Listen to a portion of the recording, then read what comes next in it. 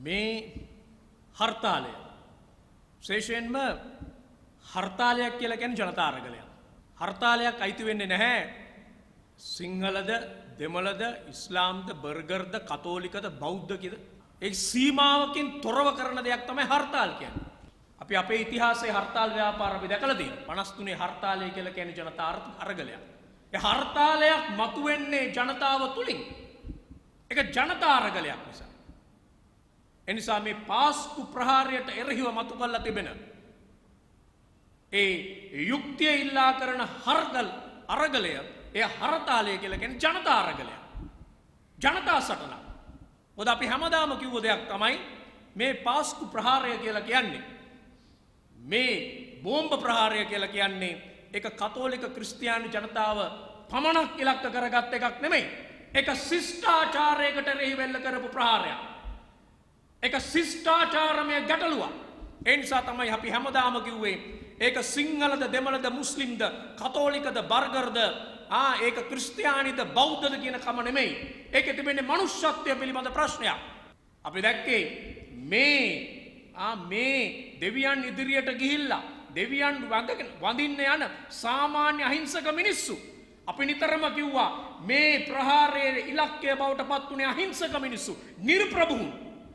මේකෙන් ප්‍රභූන්ට කිසිම හිංසනයක් වුණේ නැහැ. මේකෙන් ප්‍රභූන්ට කිසිම ආකාරයක වරදක් වුණේ නැහැ. ඔවුන් ඉලක්ක වුණේ නැහැ. ඔවුන් මරණයට කැප වුණේ නැහැ. හැබැයි මෙතන නිර්ප්‍රභූ මිනිස්සු දෙයියෝ ඉදිරියේ වැඳ වැටුණු ඒ නිර්ප්‍රභූ අහිංසකයෝ ඉලක්ක කරගත්ත ප්‍රහාරයක්. එනිසා තමයි අපි කිව්වේ මේ පාස්කු ප්‍රහාරය කියන්නේ නිර්ප්‍රභූන්ට එරෙහිව එල්ල වුණු මහා ම්ලේච්ඡ ප්‍රහාරයක්. ඒ නිසා තමයි මේකට යුක්තියට වෙන්න ඕනේ.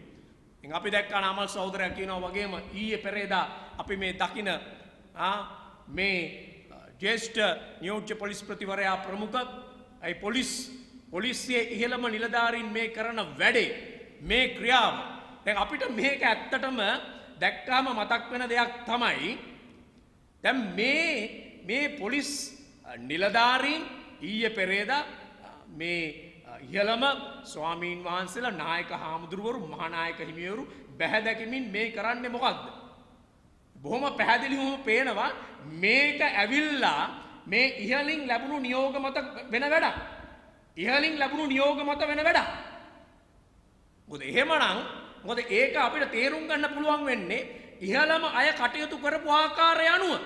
දැන් අපි දන්න දෙයක් තමයි මේ රටේ මිනිස්සු මේ වන විට අහන ප්‍රශ්නයක් තමයි ඇයි අපි ආණ්ඩුවක් පිහිටව ගත්තේ? මොකටද මේ ආණ්ඩුව බලයටපත් උනේ? දැන් තවදුරටත් මේ ආණ්ඩුව බලයේ ඉන්නේ ඇයි? ඒක මේ රටේ මිනිස්සුන්ට තියෙන බරපතල ප්‍රශ්නයක්. අන්නේ ප්‍රශ්නෙට උත්තර හොයන වෙලාවේ අපිට ඒකට ලැබෙන හොඳම උත්තරය තමයි මේ ආණ්ඩුව ආපු ගමන් හොඳටම මොනවද කෙරුවේ කියන එක. අපි බලන්න ඕනේ ඒකයි. මොකද ආණ්ඩුව හොඳටම කරපු ටික නිසා තමයි අන්නේ කරපු ටික දිහා බලලා අන්න ඒ විදියට කරන එක තමයි දැන් මේ ඉහළම පොලිස් නිලධාරී මේ මහානායක හාමුදුරුවෝ ළඟට ගිහිල්ලා කියන්නේ. මොකද්ද මේ ආණ්ඩුව ඇවිල්ලා කරේ? ආණ්ඩුව ආපු ගමන් ජනාධිපතිවරයා ආපු ගමන්ම කරේ Tamanට එරෙහිව තිබෙන අර මොකද්ද කෞතුකාගාර නඩුව ඉල්ලාස් කරගන්න එක තමයි. ඒ නඩුව ඉවත් කරගන්න එක උනේ. ජනාධිපතිවරයාට උනත් පුළුවන් වෙන්න ඕනේ Taman නිවැරදි කියලා ඔප්පු කරන්න යුක්ති ක්‍රියාදාමයකට යන්න. ඊට පස්සේ අපි දැක්ක කොහොමද තමන්ගේ පවුලේ අයට තමන්ගේ පවුලේ අයගේ තියෙන නඩු එකින් එක කොහොමද ඉවත් කරගත්ත විදිය.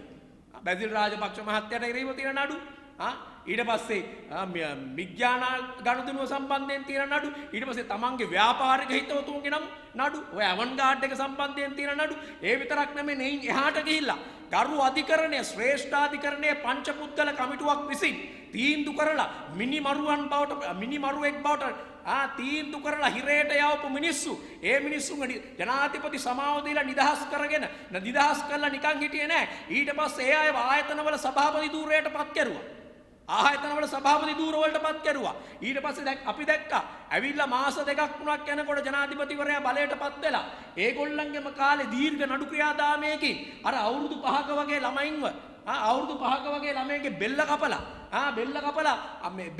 අන්තිමේදී ළමයි මරුවයි කියලා ඒ චෝදනාව ලැබපු අර සාජන් වරයෙක්ව නිදහස් කරලා දැම්මා. ඒ සාජන්වරයා සම්බන්ධයෙන් අධිකරණය කොහොමද ක්‍රියා කළේ? අධිකරණය කිව්වේ ඒක මානසික රෝගයකින් පෙළෙන මිනිහෙක්. ඒ වගේ අවුරුදු 5ක වගේ ළමයින්ව මරා දමන්න පුළුවන් එවුන් ඉන්නවද? එතකොට මේ මානසික රෝගීන් වගේ හිටපු ඒ ම්ලේච්ඡයන්ව නිදහස් කෙරුවා. අන්න ඇවිල්ලා කරපු ටික. අන්න හරියටම කරපු ටික ඕවා.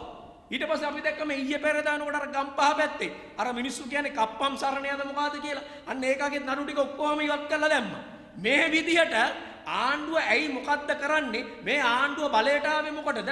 ආණ්ඩුව කරන්නේ මොකද්ද? ආණ්ඩුව ආවේ මොකටද කියන එකට හොඳම උත්තරයක් තමයි ආණ්ඩුව මේ හරියටම කරපු ටික බලන්න. අන්නේ හරියටම කරපු ටික දිහා බැලුවට පස්සේ අපිට අන්න ඒකට ජනතාවට උත්තරයක් හොයාගන්න පුළුවන් වෙනවා. ජනතාවට උත්තරයක් හොයාගන්න පුළුවන් වෙනවා. ආණ්ඩුව ඇවිල්ලා හරියටම මොනවද කළේ කියන එක. හැබැයි එහෙම හරියට කරපු ආණ්ඩුවට ගොවියට පෝර ටික දෙන්න බෑ. හරි නියමිත වෙලාවට එන්නත ගෙන්න ගන්න බෑ.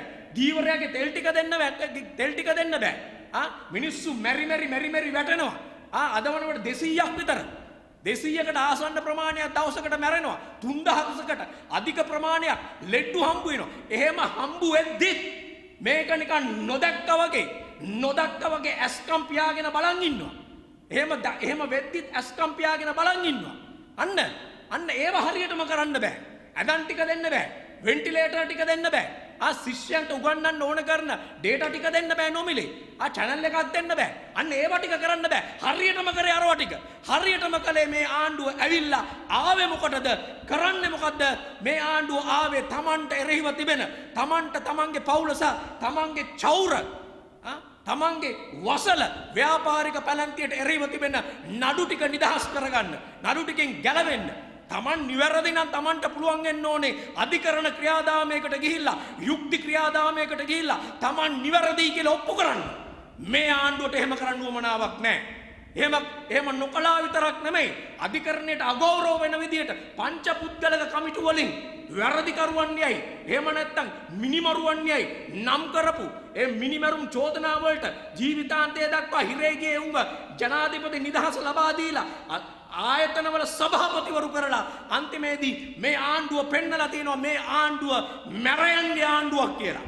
අපරාධකාරයන්ගේ ආණ්ඩුවක් කියලා පෙන්නලා තියෙනවා. අන්න එහෙම ආණ්ඩුව වැඩ කරද්දි ඉහළ ඉන්න යෝන් එහෙම වැඩ කරනකොට ඉහළ ඉන්නේ අපරාධකාරයෝ නම් අපරාධකාරයන්ට අනුග්‍රහය දක්වන එවුන් නම් අපරාධකාරයෝ නිදහස් කරන එවුන් නම් තීන්දුව తీරන ගන්න අපරාධකාරයෝ නිදහස් කරන්න මේ රටේ ජනතාවගේ මුදල් නාස්ති කරපු මංකොල්ල කාපු රාජ්‍ය නිලධාරීන් නිදහස් කරන්න නම් ව්‍යාපාරිකයෝ නිදහස් කරන්න නම් එහෙනම් ඒක පල්ලෙහාට යනවා. ඔන්න ඔය පල්ලෙහාට ගිය එකක් තමයි ඔය අපිට පෙන්නේ පොලිස් නිලධාරීන් ගිහිල්ලා ඔය ජ්‍යෙෂ්ඨ පොලිස් නිලධාරීන් ගිහිල්ලා ඔය දේශපන්දු තෙන්නකෝන් මහත්තයා ප්‍රමුඛ නඩය ගිහිල්ලා ස්වාමීන් වහන්සේලා ඉස්සරහා මහානායක හාමුදුරුවෝ ඉස්සරහා ගිහිල්ලා කියන්නේ අපේ ටික බේරලා දෙන්න. දැන් අපිවත් නිදහස් කරන්න. ඇයි දේශපාලන ප්‍රභූන් නිදහස් වුණා නම් අර දේශපාලන ප්‍රභූන්ට පුළුවන් වුණා නම් තමන්ගේ නඩු ටික ඉල්ලාස් කරගන්න. තමන්ගේ පවුල් වල උන්ට තමන්ගේ ව්‍යාපාරිකයන්ට ඕන කරන විදියට නඩු ටික ඉල්ලාස් කරගන්න. එහෙනම් හාමුදුරුවනේ අපිවත් නිදහස් කරලා දෙන්න. මේ කියන්නේ වෙන එකක් නෙමෙයි. ඉහළ උන් එහෙම කරලා තියෙනවා. ඒ නිසා දැන් අපිටත් ඒක ඕනේ. අපිටත් ඒ වරප්‍රසාදය ඕනේ. ඉහළ දේශපාලන ප්‍රභූ ව්‍යාපාරික ප්‍රභූ උන්ට නිදහස් වෙන්න පුළුවන් නම් අපිටත් ඕනේ කරනවා ඒ වරප්‍රසාදය. අපිටත් ඒ වරප්‍රසාදය දෙන්න. ඒ නිසා කොමිෂන් වාර්තාව අහෝසි කරන්න. ඔය නොකිය කියන්නේ ඒකයි. මේ රටේ ප්‍රජාතන්ත්‍රවාදී මේ රට ප්‍රජාතන්ත්‍රවාදී රටක්. මේක මූලධර්මවාදී රටක් නෙමෙයි.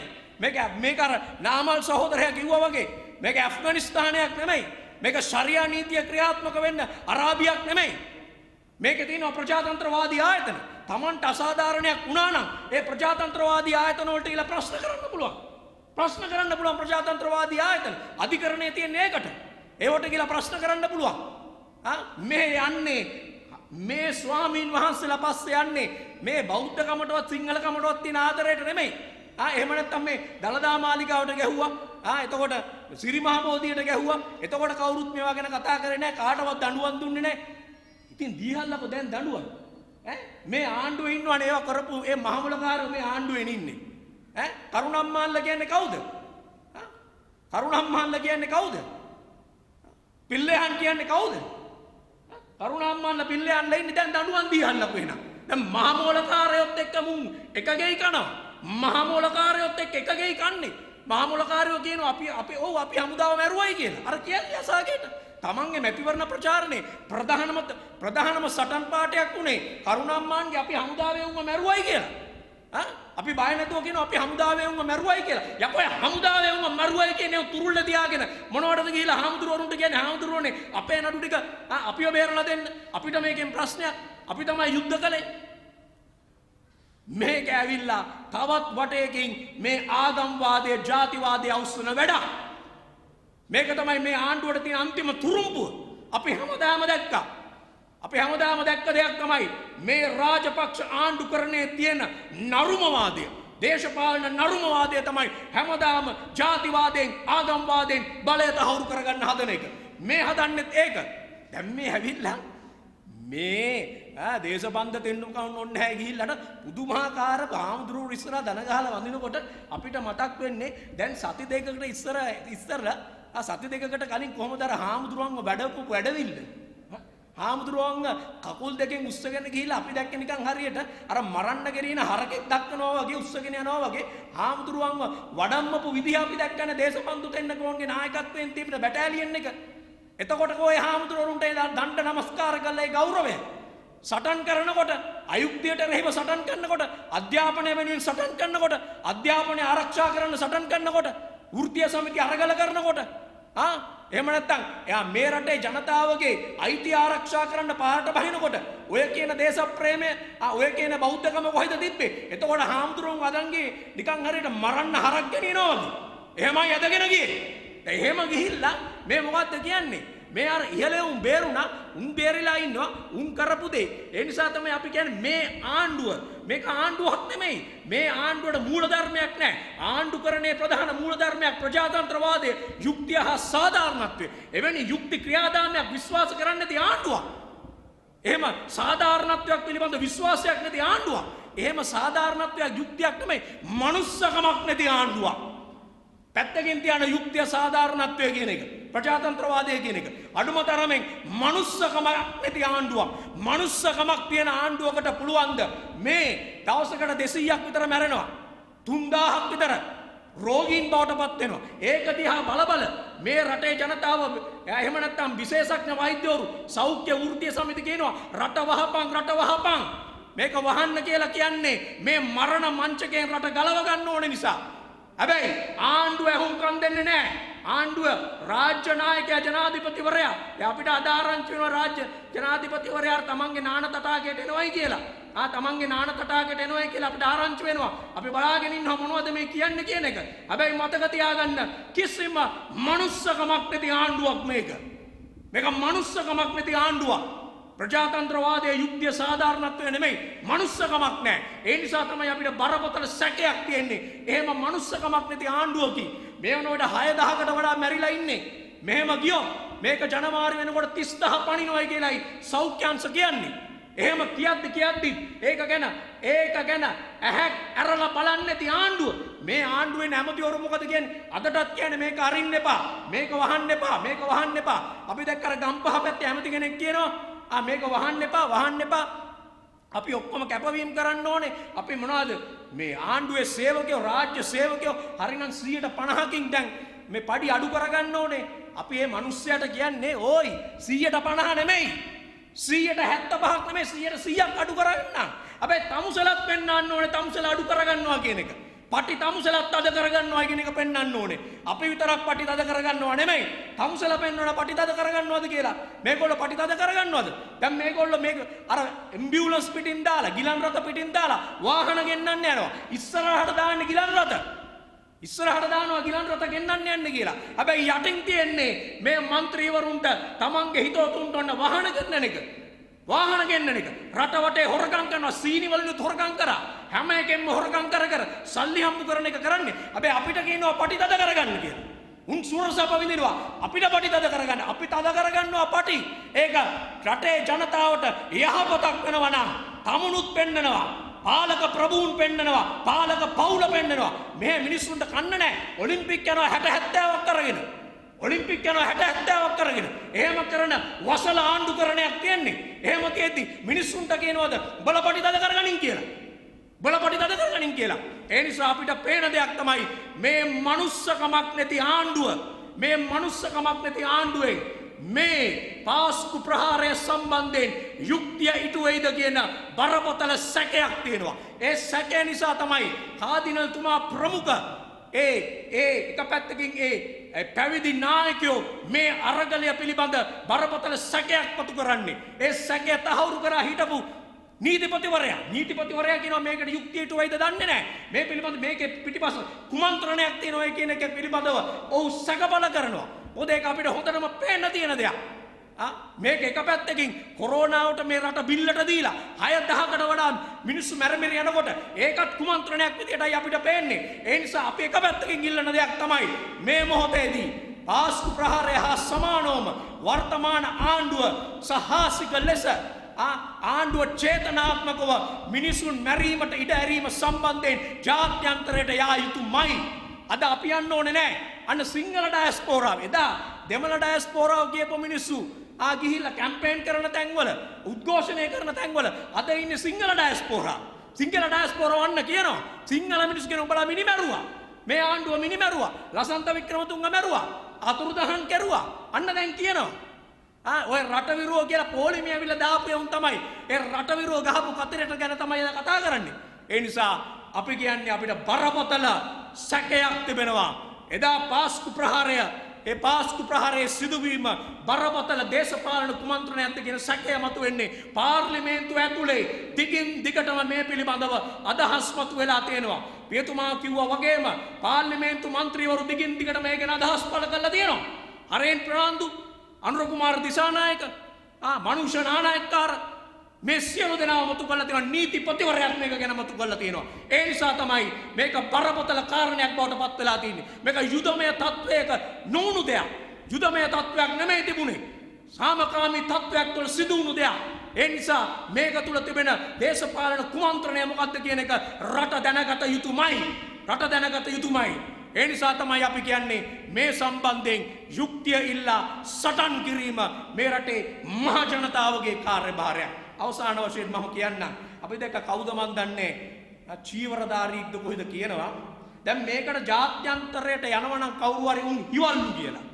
අපි කියන්න තියෙන්නේ දැන් මේ ගඳ ගහලා ඕජස් ගලන මේ ගඳ ගහලා ඕජස් ගලන මේ ආණ්ඩුවේ ඒ මලකුණ කකා කවුරු හරි ඉන්නවා නම් ඒ මලකුණට වැහැලා දැන් මේ මලකුණ අතෑරලා ඔය සිවුරෙන් මේක වහගෙන හිටපු ඔක්කොම දාලා ගිහිල්ලා තියෙන්නේ. හැබැයි එක්කෙනෙක් දෙන්නෙක් තාම ඉන්නවා මේ මලකුණ කකා ඉන්න හිවල්ලු.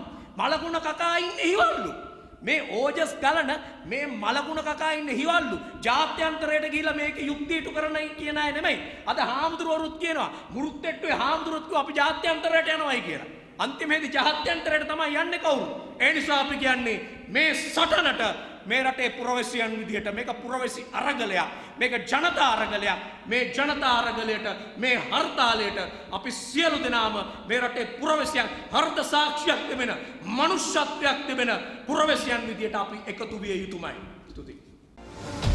The News Reporter වාරණයෙන් තොර අපක්ෂපාතී වාර්තාකරණය.